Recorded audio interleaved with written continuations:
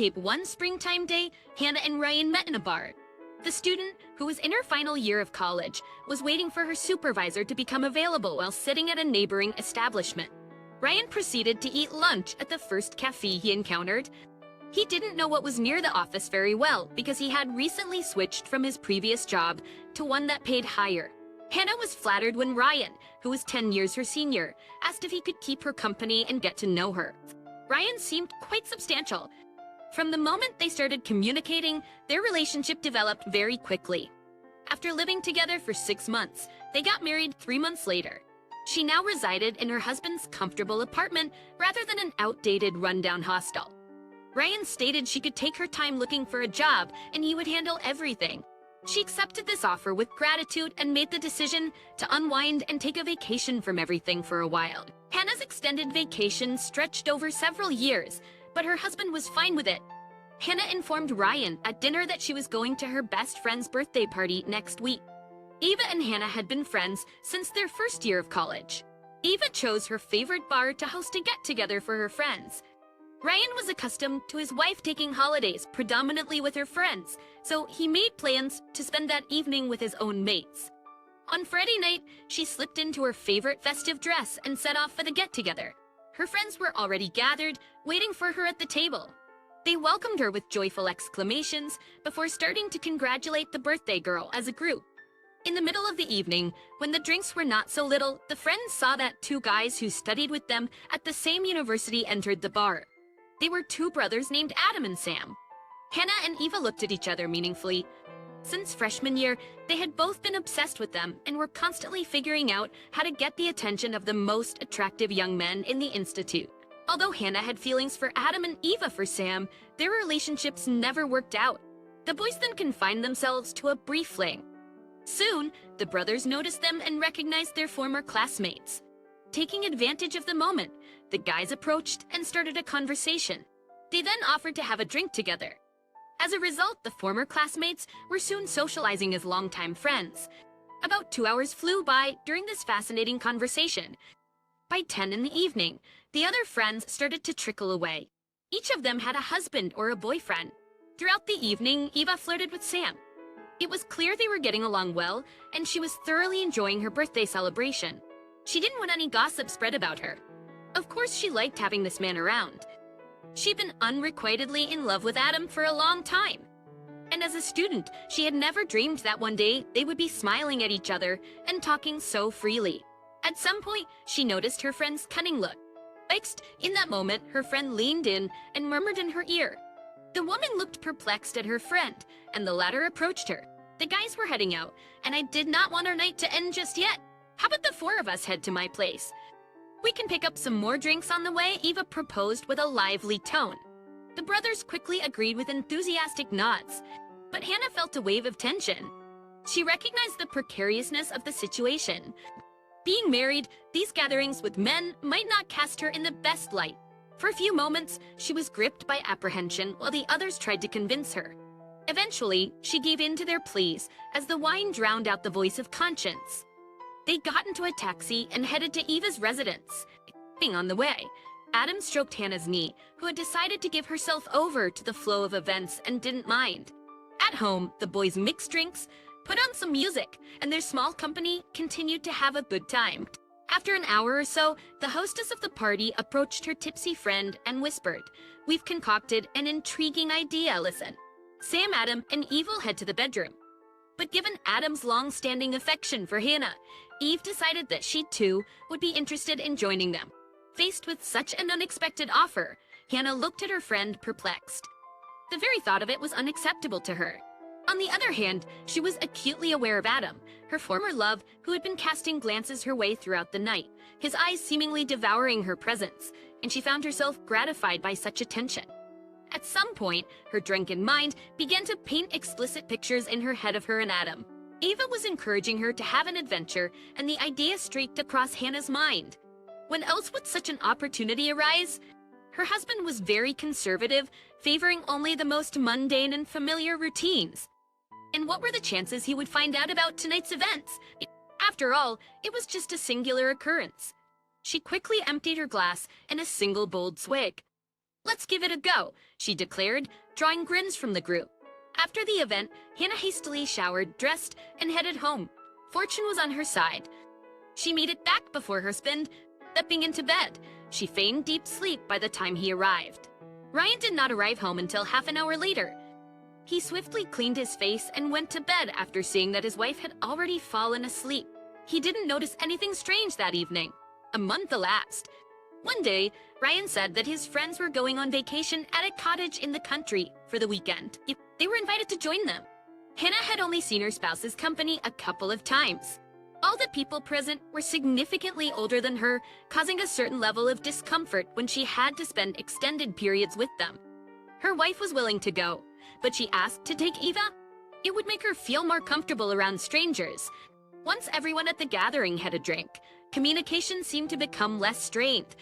Out of nowhere, someone proposed to play a game. The rules were simple. One by one, you had to say something that you had never done in your life. And if you found someone who had already done it, you had to drink. Everyone was laughing and having fun until it shifted when a friend admitted to never having shared an intimate moment with more than one partner simultaneously. Everyone exchanged awkward glances, except for Eva, who boldly downed her shot. Everyone shouted, "Oh, interesting," and erupted into a barrage of questions. Ryan abstained from drinking that night and observed the game from a distance. Catching his wife's eye after her friend's surprising disclosure, he found her averting her gaze, her cheeks tinged with a flush of red. Ryan remained baffled as he observed his wife. On the other hand, Eva seemed to enjoy the attention and started to narrate the events of that night. "I had a birthday. It's back in college. I had a crush on a guy. He was with his brother, and I decided it was worth a shot." At that moment, a realization dawned on Ryan. Could it have been recently, after the very holiday his wife had gone on? Then why was she so confused by her friend's words? When everyone was already pretty drunk, and Eva was trying to flirt with one unmarried guest, Ryan approached. He noticed that the woman was in such a state that she was not in control of herself. Thus, he probed about her most recent birthday and the events that ensued. His persistence soon paid off, with her friend betraying Hannah by telling what she did. Leaving the cottage alone, Ryan didn't want to see his wife after such revelations about her. He made the journey home, resolved to end his marriage to Hannah for good. The man did not hesitate, despite his doubts and procrastination. Before long, the couple had finalized their divorce. Hannah offered no excuses or attempts at reconciliation. The outcome was set in stone. Hannah, along with all her possessions, was removed from Ryan's apartment. She asked to stay with her friend for a while, and Eva couldn't refuse her.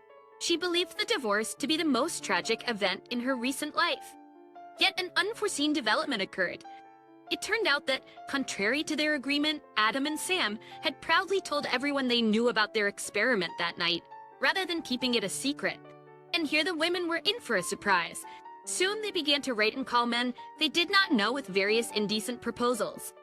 The volume of such intrusions grew so intolerable that the friends were compelled to change their phone numbers. Hannah, who had a degree but no experience, was left to deal with the consequences. This experience, she had to hunt for a job because her husband was no longer providing for her. She was not the most desirable candidate in her field, so for a while she had to work as a cashier in a nearby store. She worked long shifts before returning home, crying as she collapsed into her bed. It dawned on her how foolish she had been.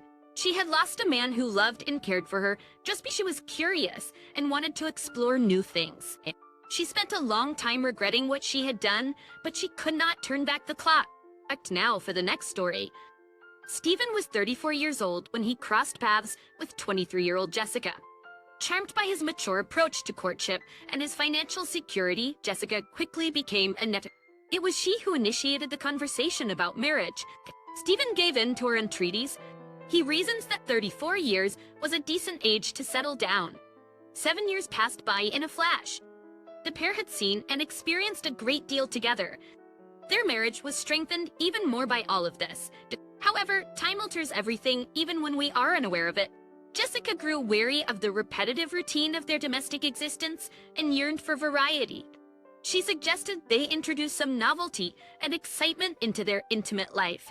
Initially, Stephen accepted everything as he appreciated Jessica's ideas and excitement. However, as time went on, her suggestions became more and more strange. Thus, when she broached the idea of bringing another couple into their intimacy, Stephen raised his voice, imploring her to refrain from making such suggestions before him henceforth. Jessica apologized, saying that she understood everything. Stephen had rejoiced in their mutual understanding.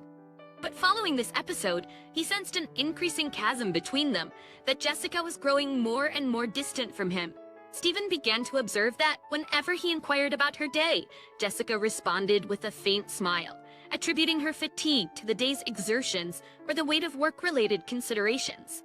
He noticed that his wife started spending more time on the phone, attributing it to work issues. However, every time he approached, she discreetly turned the screen away. This shift in behavior sparked a sense of alarm in Stephen. In Texton's piece here, one evening, he deliberately lingered in front of the TV well into the night. His plan was to wait until Jessica fell asleep to discreetly check her phone. Upon finally accessing the phone, he sifted through her social media and messenger apps, yet found nothing to arouse suspicion. However, in the corner of the desktop, an application with an unfamiliar icon caught his eye. Upon clicking it, he was ushered into the realm of virtual dating. Stephen stood there astounded. Had Jessica resented him so much that she decided to cheat on him? He didn't see that coming. Feeding through the app, Stephen stumbled upon his wife's exchanges with others, frequently couples proposing that she join them as a third party. There was no evidence within messages to suggest that any encounters had taken place. The discovery left Stephen reeling as if he had been struck on the head. He just minimized all of the open applications since he had no idea what to do with this information. Having learned such details about his spouse, Stephen tried to communicate with her as usual, so as not to give himself away, but it didn't work very well. She took offense, and they didn't speak for days on end. This allowed Stephen to consider his next steps to find out whether or not his wife was going to these meetings.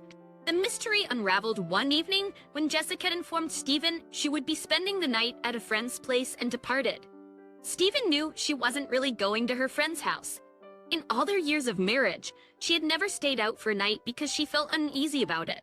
He naturally wondered why she had altered her decision. Jessica explained that her friend was facing personal difficulties, and she felt the need to be there for her.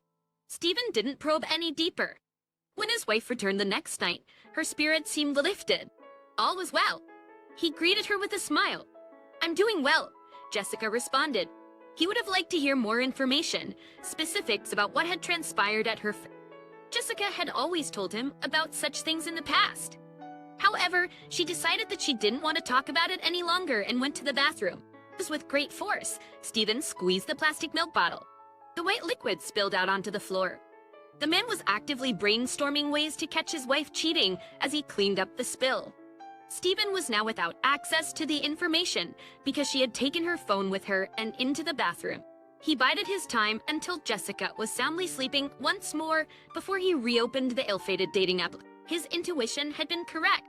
His wife had indeed made a visit to a couple's residence that very night. The couple had left her a message praising the enjoyable evening, along with an invitation for another visit. Stephen tightened his jaw. It seemed to him that just a little more and he would explode with anger. He scored the messages for the address he needed to visit and jotted it down, determined to investigate. It was a private residence, located on the other side of the city.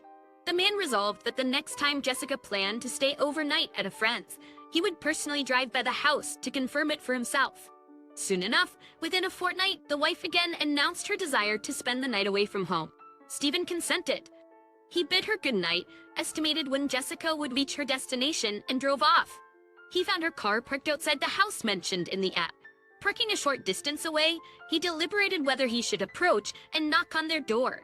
Stephen gazed up at the windows, debating whether to wait all night for Jessica to emerge or to take action. Suddenly, a light flickered on in the windows of the second floor. He caught a glimpse of two figures, one helping the other remove their clothes. Stephen recognized his wife by the shadow of her curly hair. A surge of anger and the urge to cause chaos overwhelmed him, but he knew that storming into the house would only lead to trouble. He stayed in his vehicle, watching as the lights continued to shine and shadows moved about. Exhausted and seething with anger, Stephen finally decided to try and enter the house. He pressed the doorbell repeatedly, his finger growing tired from the effort. After what felt like an eternity, the door creaked open and a man's head appeared. The man demanded that Stephen leave immediately or face the police being called. Stephen raised his voice, explaining that he only wanted to see his wife and meant no harm. After a brief silence, the door opened wider and Stephen saw the small figure of the homeowner, who appeared much older than his years. Stephen was perplexed by the thought of his vibrant and lovely wife choosing such a partner. He felt disgusted by the mental image that came to mind. "I want to see Jessica," Stephen said firmly. "Her car's outside your house." He heard his wife's voice and saw her emerge from the doorway. She looked completely different, with heavy makeup and wearing a silk outfit and stockings. Her husband commanded her to return home, giving her only 15 minutes. Jessica nodded and quickly reappeared, now dressed and carrying a gym bag. Back at home, their argument escalated to the point where the neighbors had to intervene and ask for quiet. Jessica cried out that Stephen was the one who forced her to take this action. "I asked you if I could do everything with you," she repeated. Stephen was bewildered by the idea that his denial could lead her to infidelity. He believed that no normal married person would act in such a way. "I'll take you to court for everything you have," he threatened. "You'll end up with nothing out on the streets." After saying this, Jessica grabbed her bag and slammed the door. The neighbors yelled once more. Stephen collapsed onto the sofa, motionless and staring off into space. He knew that Jessica would follow through with her plans, especially with her father being a lawyer. After the divorce, Stephen found himself with only his car and a small part of the money his former father-in-law had given him for the apartment. The man was furious. All he knew about his ex-wife Jessica was that she had gotten into all kinds of trouble and had never married again. Stephen had been informed by her friend that Jessica was seeing other people, not just couples. He asked her never to mention her ex-wife or her current situation again. The idea that his beloved lady was suddenly acting in this way appalled him. He was not interested in hearing any more about her. All he wanted was for it to fade away like a terrible dream. Thank you for listening to the story until the end. And if you liked it, please support us with a like and subscribe to our channel. Write in the comments what you think about the story.